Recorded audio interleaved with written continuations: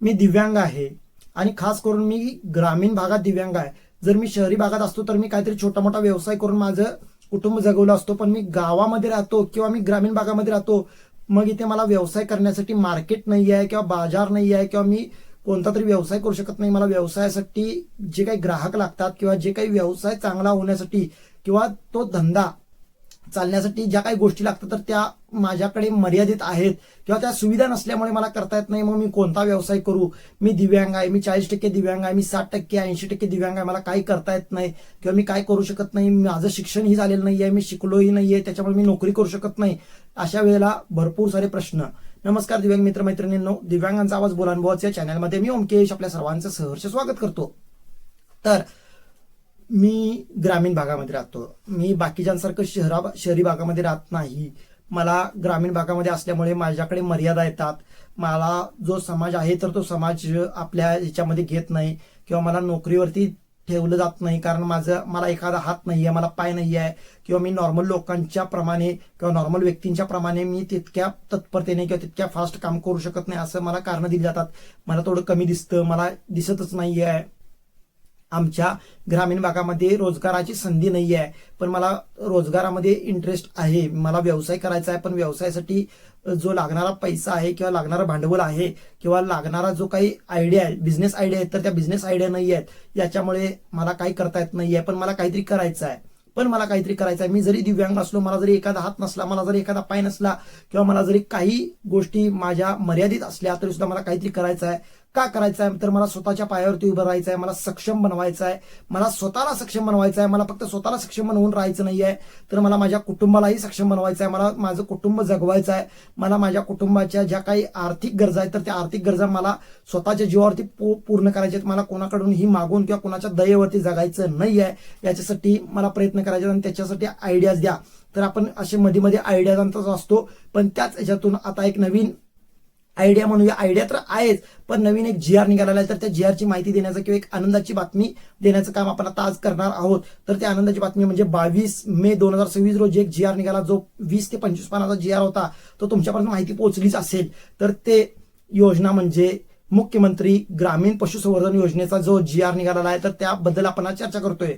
तर खूप साऱ्या ग्रामीण भागातील दिव्यांगांना प्रश्न होता की आपण व्यवसाय काय करावा, व्यवसाय कोणता करावा किंवा त्याचे जेणेकरून आपल्याला दररोजचे किमान एक 400-500 रुपये 300-400 रुपये आपल्याला मिळतील, याच्यात उद्देशाने आपण जे काही प्रयत्न करत होतो किंवा जे काही अभ्यास करत होतो, पण आपल्याला व्यवसाय सापडत नव्हता किंवा आपल्याकडे भांडवलाची कमी होती. आपल्याकडे भांडवलच नव्हतं, आपल्याकडे पैसेच नाही आहेत, कारण आपल्याला फक्त तुटपुंजी जे काही 250 रुपये मिळतात तर ते 2,500 रुपये आपले भागत नाही आहे, आपलं घरचं भागत नाही आहे. तर बाकीचं काय भागवणार? म्हणजे मोबाईल रिचार्ज असेल, इलेक्ट्रिसिटी बिल, लाईट बिल असेल, पाणीपट्टी असेल, घरफाळा असेल किंवा अन्य गरजा असतील तर त्या गरजा आपल्या भागत नव्हत्या. मेडिकल असेल, या सगळ्या गरजा भागत नव्हत्या आणि मग आपण व्यवसाय काय सुरू करणार होतो, बरोबर आहे ना?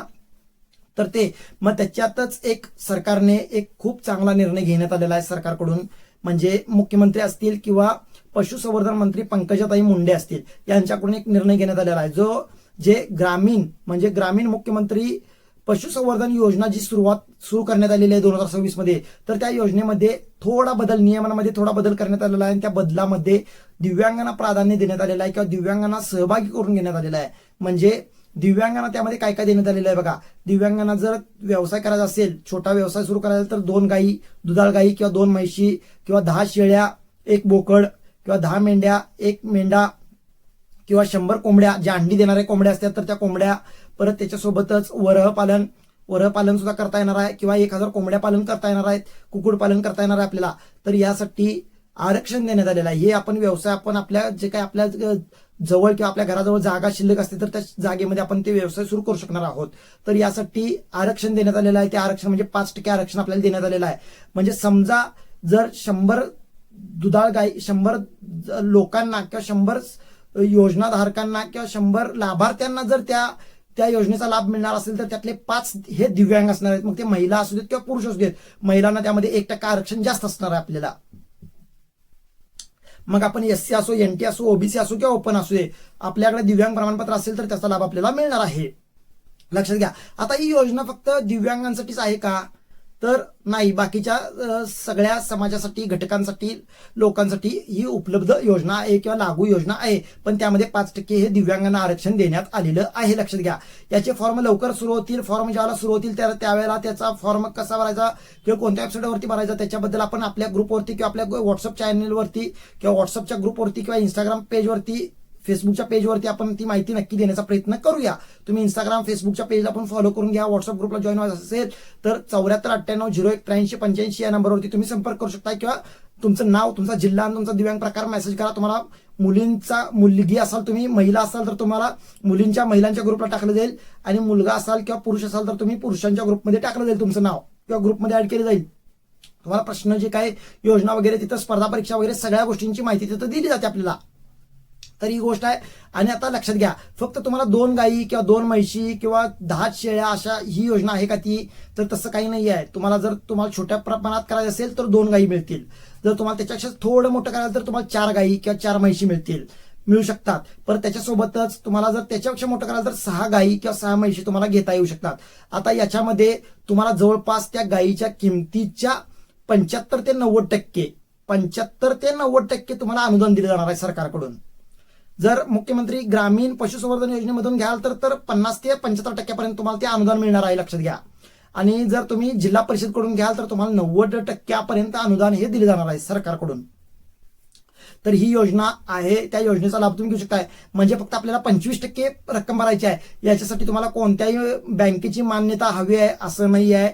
बँकेची मान्यता नसली तरी सुद्धा चालेल. कोणत्याही डेअरीने किंवा कोणत्याही संस्थेची तुम्हाला मान्यता हवी आहे तर असंही काही नाही आहे. तुमच्याकडे प्रशिक्षण प्रमाणपत्र नसेल तरी सुद्धा तुम्ही सहमतीपत्र देऊ शकता. तुमचं सहमतीपत्र किंवा तुमच्याकडे प्रशिक्षण असलेल्याचं प्रमाणपत्र जर असेल, तुमचं डेअरी पालन वगैरे, डेअरी व्यवसायाचं शिक्षण वगैरे झालेलं असेल तर ते सुद्धा तुम्ही तिथे कागद जोडू शकताय. लक्षात घ्या. त्या गोष्टी आहेत, त्या गोष्टी करून तुम्हाला ते फॉर्म भरता येणार आहे. आणि याच्यासाठी आपल्याला कुठेही जाण्याची गरज नाही आहे, कुठेही जाऊन फॉर्म भरण्याची गरज नाही आहे किंवा कोणत्याही ऑफिसच्या पायऱ्या झिजवण्याची गरज नाही आहे. आपल्याला जे दिव्यांग सहायता पोर्टल काढलेलं आहे तर त्या दिव्यांग सहायता पोर्टलच्या वेबसाईटवरूनच आपल्याला ते फॉर्म भरता येणार आहेत. आणि ऑनलाईन फॉर्म भरण्यासाठी जास्ती कागदपत्र पण लागणार नाही आहेत. बघा, एक म्हणजे आधार कार्ड, दुसरं म्हणजे आपलं UDID कार्ड, तिसरं म्हणजे आपलं बँक पासबुक झेरॉक्स, चौथं म्हणजे तुमचा जर 7/12 तुमच्या नावावरती असेल, 7/12/8 तुमच्या नावावरती असेल तर ते लागणार आहे. आलं लक्षात? तर ते लागणार आहे. आणि जर ते नसेल तर तुम्हाला करारपत्र म्हणजे तत्वाचं भाडेपत्र तुम्ही तुमच्या मित्राचा किंवा तुमच्या पाहुणे रावळ्यांचं किंवा तुमच्या नातेवाईकांची जी काही जमीन असेल तर ती तुम्ही 5 वर्षाच्या भाडे करारावरती तुम्ही घेऊ शकता. ते भाडे करारावरती तुमच्या तहसीलदार कार्यालयामध्ये गेल्यानंतर ते भाडे करार तुमचा जो काही आहे तर तो बनवून मिळतो तुम्हाला. तर ते द्यायचं आहे. ते दिल्यानंतर तुम्हाला ते योजना तुम्हाला ती लाभ मिळणार आहे. 75 ते 90% सरकार म्हणजे पशुसंवर्धन विभाग, मुख्यमंत्री पशुसंवर्धन विभाग आपल्याला 75% अनुदान देणार आहे. मग फक्त गाई म्हशी घेण्यासाठी देणार आहे का? तर तसंही नाही आहे.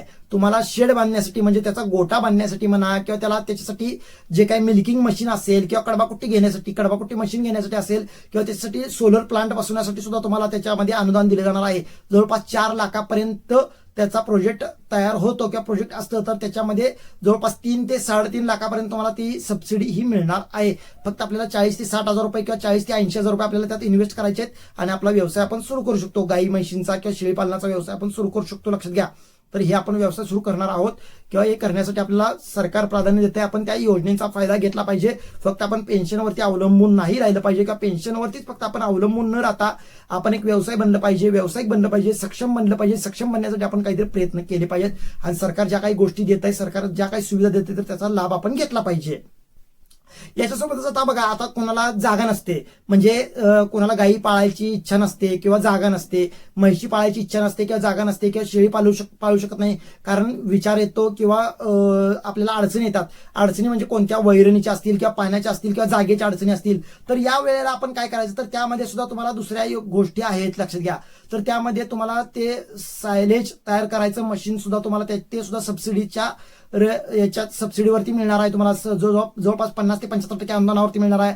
परत कडबाकुट्टी मशीन, जे मोठं कडबाकुट्टी मशीन असतं मुरघास तयार करण्याचं, तर ते मुरघास करण्याचं मशीन सुद्धा तुम्हाला सबसिडीवरती मिळणार आहे. म्हणजे ते मुरघास तयार करण्याचं मशीन किंवा सायलेज तयार करण्याचं मशीन सुद्धा तुम्ही आणून तुमचा व्यावसायिक बनवू शकताय किंवा एखादा ट्रॅक्टर घेऊन तुम्ही ते ट्रॅक्टरला लावून तुम्ही मशीन ते आज आपल्या ग्रामीण भागातील जे काही चारा उपलब्ध असतो तर तो चारा विकत मिळतो तर तो चारा विकत घेऊन आपण त्याचं मुरघास बनवून किंवा सायलेज बनवून आपण ते मोठमोठ्या गोटामध्ये मोठमोठे जे काही 10 गायी किंवा 20 गायी, 20 म्हशी, 50 म्हशींचा गोटा जो असतो, तर त्यांना अगदी आपण होलसेल भावामध्ये किंवा आपल्याला परवडणाऱ्या भावामध्ये आपण ते विकू शकतो. तर तोही व्यवसाय करण्यासाठी सरकार आपल्याला प्राधान्य देते किंवा ते सुद्धा व्यवसाय करण्यासाठी आपल्याला प्रोत्साहन देण्याचा प्रयत्न सरकार करते. तर याचा सुद्धा आपण लाभ घेऊ शकतो. म्हणजे फक्त गायी म्हशी किंवा शेळीपालन किंवा कुक्कुटपालन किंवा वरपालनच केलं पाहिजे असं काही नाहीये.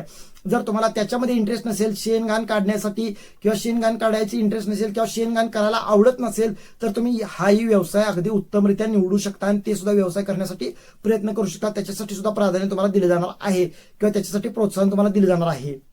या गोष्टी भरपूर साऱ्या सरकार करण्याचा प्रयत्न करते, त्याचा लाभ आपल्याला घेता आला पाहिजे. त्याच्यासाठी सुद्धा आपल्याला तेच कागदपत्र आहेत. आणि अजून एक गोष्ट म्हणजे आपल्या जरी नावावरती जमीन नसेल तर आपल्या आई वडिलांच्या नावावरती, आपल्या भाऊ बहिणींच्या नावावरती असेल तरी सुद्धा आपण याचं सहमती पत्र आपण त्याला जोडू शकतो आणि त्याचा लाभ घेऊ शकतो. अर्धा एकराच्या वरती जमीन असेल किंवा अर्धा एकराच्या आत जरी जमीन असेल तरी सुद्धा तुम्हाला ते लाभ मिळणार आहेत. योजनेचा लाभ मिळणार नाहीत असं नाही आहे, लक्षात घ्या. फक्त तुमच्या नावावरती जमीन पाहिजे. आणि या योजनेसाठी फक्त ग्रामीण भागातील दिव्यांगच अप्लाय करू शकतो किंवा ग्रामीण भागातील दिव्यांगांनाच ही योजना लागू आहे. शहरी भागातील दिव्यांगांना पशुचं जे काही योजना आहे तर ती योजना लागू नाही आहे, लक्षात घ्या. या गोष्टी आहेत, भरपूर गोष्टी माहिती देण्याचा प्रयत्न मी केलाय. अजून काय माहिती राहिली असेल तुम्ही कमेंटमध्ये नक्की विचाराल अशी आशा ठेवतो आणि थांबतो. जय महाराष्ट्र, जय दिव्यांग.